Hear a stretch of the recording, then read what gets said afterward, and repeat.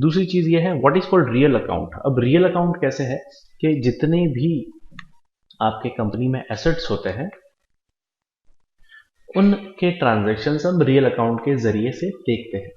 जैसे कि आपने मशीन खरीद ली, लैंड बिल्डिंग खरीद लिया, आपने टूल्स एंड इक्विपमेंट खरीदे, तो ये सारी चीज़ें जो होती है एसेट्स होती है। जैसे अगर आप कोई बिजनेस शुरू करने की कोशिश करें तो कोई भी बिजनेस ऐसे ही खड़ा नहीं हो जाता। बिजनेस शुरू करने के लिए आपके पास कुछ चीज़ों की ज़रूरत भी पड़ती है। जैसे आपके पास थोड़ा कैश होना चाहिए, आपके पास फर्नीचर होना चाहिए, आपके पास एक जगह होनी चाहिए जहाँ पर आप अपने बिजनेस को ऑपरेट करेंगे, आपके पास कंप्यूटर होना चाहिए, आपके पास लाइट होनी चाहिए। इन सारी चीज़ों को आप रियल अकाउंट के ज़रिए से देखते हो। तो अब रियल अकाउंट जो है, जो एसेट्स है, वो दो तरीकों में डिवाइड किया हुआ है। एक होता है टेंजिबल और एक होता है इनटेंजिबल। सो दो तरीके से एसेट्स डिवाइड होते हैं, एक होता है टेंजिबल और एक होता है इनटेंजिबल। सो ये कुछ कैटेगरीज है जो मैं यहां पर ऐसे करता हूं, नीचे स्पेसिफाई कर देता हूं। सो ये आपके टेंजिबल एसेट्स और इनटेंजिबल। अब टेंजिबल एसेट्स का मतलब वो है जिन्हें आप छू सकते हैं, जिन्हें आप देख सकते हैं, जैसे कि machinery, land and building,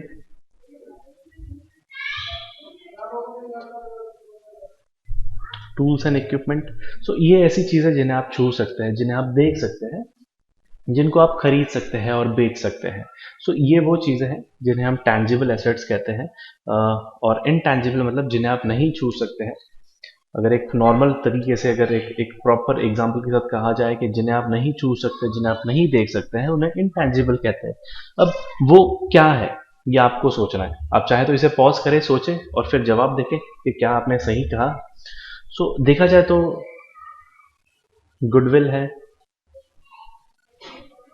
trademark है, पेटेंट्स है,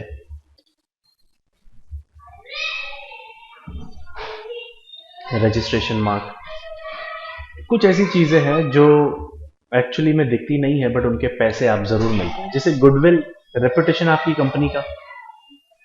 आप दो कंपनी ले ले, एक आपने लक्स कंपनी ले ली साबुन की, समझो आपने दो साबुन की कंपनी ले ली, एक लक्स आपने ले लिया, एक कोई साधारण सा साबुन ले लिया। लक्स वाला जब अपनी कंपनी बेचेगा तो हजारों करोड़ों रुपए लेगा, और कोई साधारण कंपनी वाला अगर अपनी कंपनी बेचेगा साबुन की तो कम पैसे लेगा, क्योंकि उसकी रेपुटेशन नहीं है मार्केट में। लक्स साबुन की रेपुटेशन है क्योंकि आपको पता है कि नाम से ही सामान बिक जाएगा। या आपने आईएसआई ट्रेडमार्क देखा होगा, दूसरा एग्जांपल है ये। पंखों पर, इलेक्ट्रॉनिक्स प्रोडक्ट पर आईएसआई मार्क होता है। सो ये सब चीजें हैं, ब्रांडिंग प्रोडक्ट्स है, मतलब इनके पैसे भी आपको मिलते हैं एक्स्ट्रा चीजों को खरीदने या बेचने वक्त। पेटेंट्स आपने सुना होगा, नहीं सुना है तो आप गूगल पर सर्च कर लीजिए पेटेंट रजिस्टर्ड मार्क क्या होता है। ज़्यादा डिस्क्रिप्शन में मैं नहीं बताऊंगा क्योंकि इनकी एंट्रीज लगभग कम ही होती है या होती ही नहीं है। अगर आप देखा जाए तो एक नॉर्मल बिजनेस में मोस्ट ऑफ ज़्यादातर एंट्रीज जो होती है वो टेंजिबल एसेट्स की ही होती है। सो अब मैं टेंजिबल एसेट्स की कुछ एंट्रीज यहाँ पर लूँगा। सो सबसे पहले मैं दो तीन एंट्री में लेता हूँ। जैसे कि मैंने ले लिया कि परचेज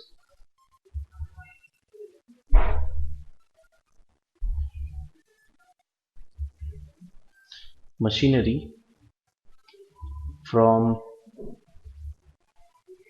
नीलकमल, समझ लीजिए 12,000 की मशीनरी खरीदी एज कैश। मोस्ट ऑफ ज़्यादातर रियल अकाउंट की जो एंट्रीज होती है वो कैश या चेक बेस ही होती है, उधारी बहुत कम होती है क्योंकि आप जाके तुरंत पैसे चुका के आप अपना सामान लेके आ सकते हैं।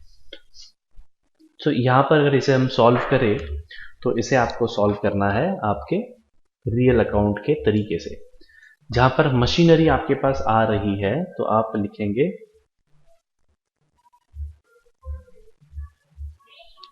मशीनरी अकाउंट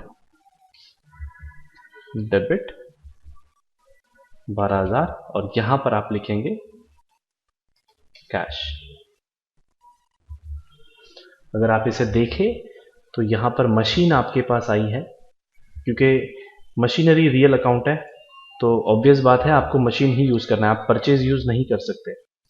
अगर आपको पता नहीं होता कि आप क्या खरीद रहे हैं तो आप परचेज लिख सकते हैं, बट अगर आपको पता है कि आप खरीदने क्या वाले